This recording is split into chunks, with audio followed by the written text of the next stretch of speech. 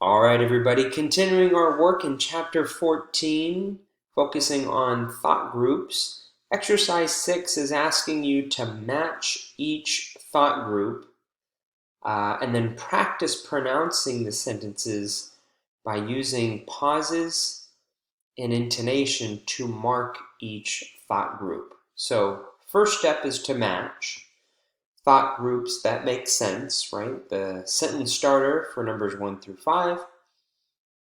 Match the sentence starter with the second thought group for letters A through E. And once you do so, practice pronouncing each of these sentences using pauses between thought groups and then also rising, falling intonation. So let's do number 1 together. Sorry to bother you. Sorry to bother you. We're looking for probably a conjunction. Yeah, but I think that's probably the one. About or but. Usually when we say sorry to bother you, but usually comes right after, right? But or however. So sorry to bother you, but where did you put my notebook? But where did you put my notebook? It's a WH question, so actually falling intonation at the very end. Sorry to bother you. Sorry to bother you, but where did you put my notebook?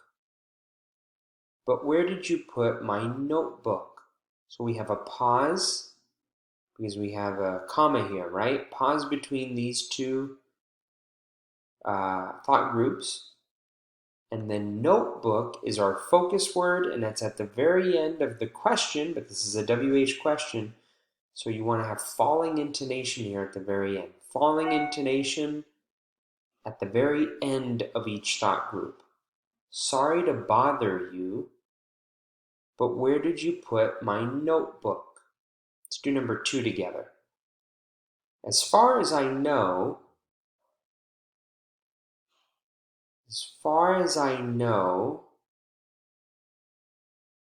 we don't have to work this weekend. As far as I know, pause, we don't have to work this weekend. So rising intonation with the focus word, right? To stress it, to really make it stand out. And then the intonation goes down toward the end of the sentence.